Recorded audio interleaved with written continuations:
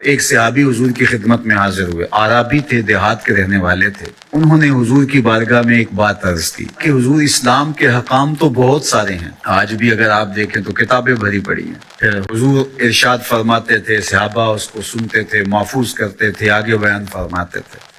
ان کا بہت سارے احکام ہیں اسلام کے، میں ایک دیہاتی شخص ہوں، مجھے کوئی ایک بات ارشاد کر دیجئے جو میرے لیے کافی ہو۔ تو آقا کریم نے اس شخص کو ایک بات ارشاد کی، فرمایا کہ ان تموتا ولسانک رطب من ذکر اللہ، تو اس حالت میں فوت ہو کہ تیری زبان اللہ کے ذکر سے تر ہو۔ 100 باتوں کی ایک بات ارشاد فرما دی، ان تموتا ولسانک رطب من ذکر اللہ، تو اس حالت میں انتقال کرے کہ تیری زبان اللہ کے ذکر سے تر ہو۔ میں اور آپ اپنی زندگی اس طرح سے گزاریں کہ موت اچانک آئے یا تبھی موت آئے، جس حالت میں بھی ہمیں موت آئے تو ہماری زبان عادی ہو اللہ کے ذکر کی، ادھر سے سانس ٹوٹ رہی ہو اور ادھر لبوں پر اللہ کا نام جاری۔ جس شخص کا آخری کلمہ لا الہ الا اللہ ہوا، اللہ اس کو جنت میں داخل فرماتا ہے۔ اور کتنے خوش نصیب لوگ ہوتے ہیں کہ مرتے ہوئے جن کے لبوں پر اللہ کا باقاعدہ نام آتا ہے، اللہ کا ذکر ان کے لبوں کا وظیفہ ہوتا ہے۔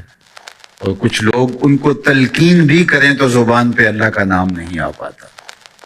اور ان میں سے ایک وہ شخص جو شراب کا عادی ہے یا کسی بھی نشہ آور چیز کو لیتا ہے، تو ایسے شخص کو مرتے ہوئے کلمہ نصیب نہیں ہوتا۔ جو اس کو دنیا کے اوپر سزائیں دی جاتی ہیں، ان سزاؤں میں سے ایک سزا یہ ہے کہ مرتے ہوئے اس کے لبوں پہ کلمہ نہیں آتا۔ اور علماء نے یہ بھی لکھا ہے کہ جو بے نماز ہے، نماز نہیں پڑھتا، مرتے ہوئے اس کے لبوں پہ بھی کلمہ جاری نہیں ہوتا۔ اللہ اکبر۔ تو ایک جامع بات ارشاد کر دی کہ ان تموتا ولسانک رطب من ذکر اللہ، تو اس حالت میں فوت ہو کہ تیری زبان اللہ کے ذکر سے تر ہو۔ قرآن مجید میں ہمیں اللہ تعالیٰ نے یہ بھی حکم دیا ہے کہ مجھے یاد کرو، اور یہ بھی حکم دیا ہے کہ مجھے فراموش نہ کرو۔ وَلَا تَكُونُوا كَالَّذِينَ نَسُوا اللَّهَ فَأَنسَاهُمْ أَنفُسَهُمْ أُولَٰئِكَ هُمُ الْفَاسِقُونَ، ان لوگوں کی طرح نہ ہو جانا جنہوں نے اللہ کو فراموش کر دیا، اللہ کو بھول گئے۔ جب کوئی خدا کو بھول گیا تو خدا پھر اس کو فراموش کر دیتا ہے، اور اس کی سزا کیا ہے کہ وہ خود فراموشی کا شکار ہو جاتا ہے، وہ اپنے آپ سے بھی آگاہ نہیں رہتا۔ تو ہمیں جو حکم دیا گیا وہ ہے اللہ کو یاد کرنے کا۔ تو یاد کرنے کا ایک مفہوم یہ ہے کہ اللہ جل شانہ کی اطاعت کی جائے، اس کی فرما برداری کی جائے، اس کے احکام پر عمل پیرا ہوا جائے، نہ یہ ہے کہ اس کے احکام کو فراموش کر دیا جائے۔ یقول اللہ تبارک و تعالی، اللہ جل شانہ خود ارشاد فرماتا ہے، یہ حدیث قدسی ہے، فیما یروی عن ربہ، جو حضور اپنے رب سے روایت کرتے ہیں۔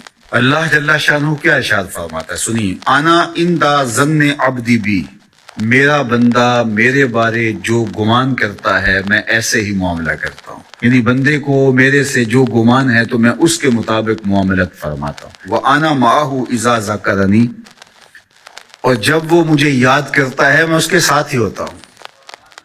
جب میرا بندہ مجھے یاد کرتا ہے تو میں اس کے ساتھ ہوتا ہوں۔ فَإِذَا ذَكَرَنِي فِي نَفْسِهِ ذَكَرْتُهُ فِي نَفْسِي، جب وہ مجھے اپنے دل میں یاد کرتا ہے تو میں بھی اسے اکیلے یاد کرتا ہوں۔ کتنی بڑی بات ہے کہ کسی کو رب یاد کرے۔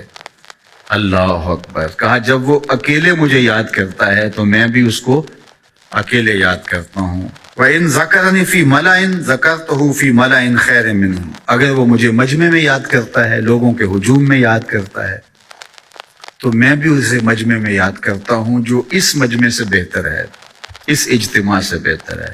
یہاں نیک بد گناہ گار سارے طرح کے لوگ ہیں، لیکن میں فرشتوں کے اجتماع میں یاد کرتا ہوں۔ اللہ اکبر۔ کیا منظر ہوتا ہوگا کہ جب اللہ فرشتوں میں کسی بندے کو یاد فرما رہا ہو۔ اللہ اکبر۔